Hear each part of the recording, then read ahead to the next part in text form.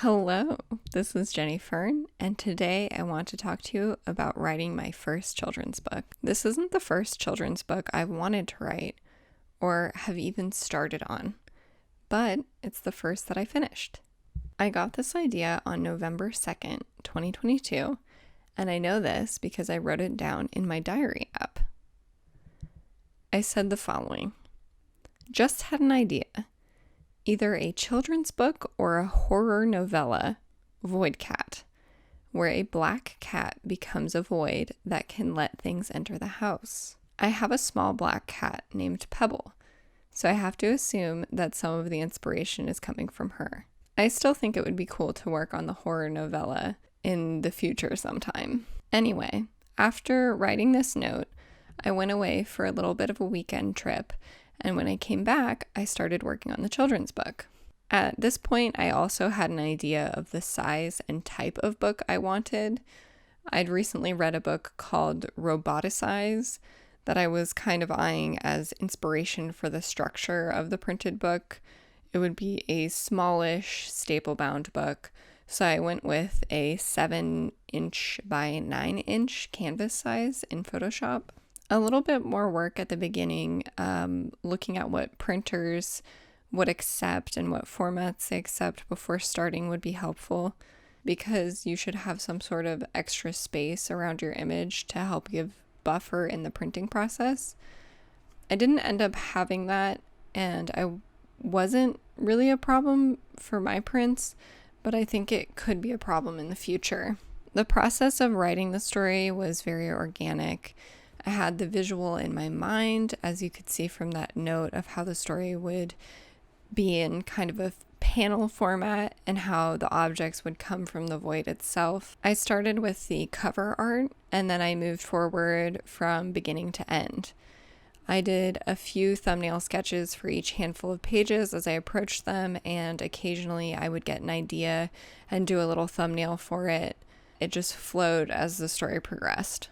For most pages, I had sketch layers and then final artwork layers and then text layers, and sometimes any little additional elements would go onto the text layer as well. I reused a lot of elements throughout the story, which was one of the ways I was able to keep on track with timing. So if I were to reuse an element, I would copy and paste it onto a new layer in Photoshop and then integrate it into the next scene. The art style is also very simple because I'm not a very confident or competent artist, I would say. I do enjoy sketching occasionally, and I do like being able to draw what my ideas are, but I can't say that I'm particularly skilled at drawing cats or figures, so I decided to remove any human figures from the story at all and just use the different height text bubbles to illustrate the two people in my head. To me, they are a mother and daughter, but it could be anybody to the audience. The art style is also in black and white, which really helps to simplify the process for drawing in Photoshop and that side of things, and also for the printing side of things.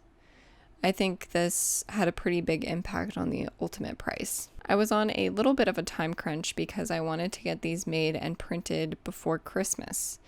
I did meet that deadline, and I did get the books before Christmas, but I didn't end up sending them out before then. So the deadline was great for me to finally finish a project, but it didn't really get to the people I had in mind before Christmas. I'd maybe aim to get 2 pages done in a session, but I would also be happy with 1 or 1.5. And I did this on the weekends and after work, sitting and watching TV. I also did some doodles for the pages before the story that are printed on the cover and the first and last page. There are a lot of cat paws with some sparkles in between, and that was one of the more mindless sessions that I was having when I was a little bit burnt out. After I finished each page, I would export it as a PDF and name it the page number. This helped a lot when I was putting it into the printing service website, and I didn't know that it would, but I would recommend it. After I drew the last page, I plugged it into a printing website called Mixam, and these were my print details. I ordered booklets. I got 20 copies. The binding is a staple binding. The paper inside the book is 80 pound, and the printing is one color, which is black. And it has a soft touch lamination, which is really nice. It makes it feel, I think, a lot more official than it would if I had gone with something else. And I also had to add in the back cover. I am so pleased with the back cover. I didn't really expect that I would like it so much, but I do. 20 booklets were $62.50, and I had 6 production days allotted. I paid extra for shipping to get them before Christmas, so with shipping they were about $5 a piece, which to me is not that much. I guess I should mention that this is a personal print. It's a personal project for people that I know and as gifts for people who are in my life. So it wasn't printed as something to sell. I don't have an ISBN. At some point I may do that and do an additional print orders for selling, but for now that's not in the cards. My 2 larger learnings or mistakes from this whole process was, 1, I wish I had figured out the bleed and gutter and all that information and put that into my Photoshop template when I first started. That considered, it worked out pretty well without doing that. And the other mistake was not putting my name anywhere on this book. I didn't put it on the cover or anywhere. I do wish that I had gone through the effort of making the blank page, which exists for me to sign and dedicate the book for gift recipients. I wish I had made that a little bit more special and personalized by adding in a custom border or just something within Photoshop, but I was at the final step and I just didn't think about it. I was so nervous that the books were going to be really bad when I got them, so I didn't actually film the unboxing. I thought about it, but I didn't want to be disappointed on camera, so I didn't do it. But I was so happy when they came in. I was really impressed, and they just felt like real books.